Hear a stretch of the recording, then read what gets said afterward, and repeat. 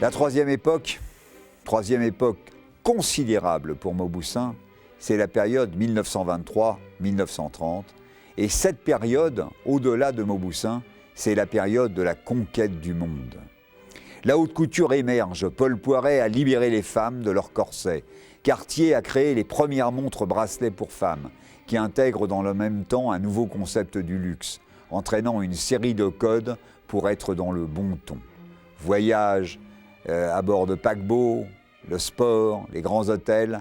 Paris draine alors une grande fresque baroque d'originaux.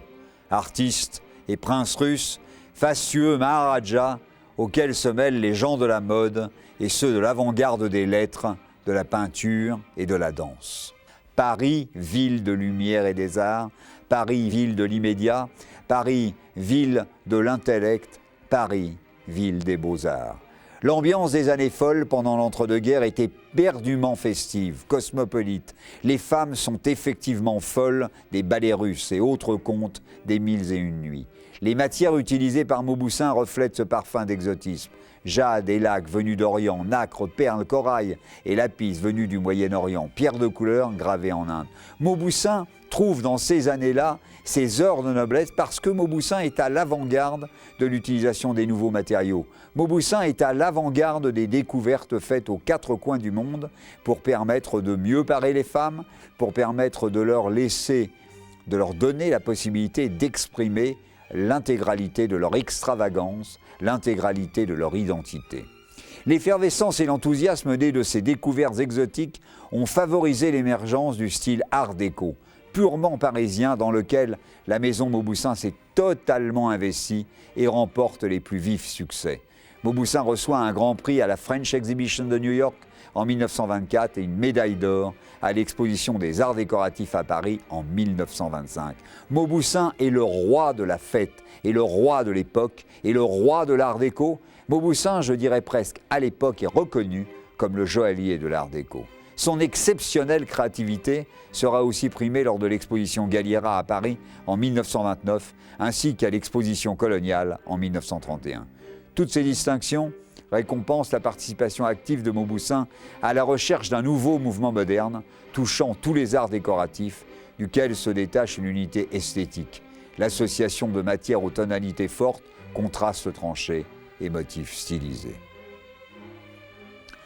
Mauboussin entretient bien évidemment des relations suivies avec les femmes au travers des revues de luxe telles que le Vogue, le Harper's Bazaar, l'Officiel, qui présentent les modèles de haute couture qui accompagnent les créations des joailliers.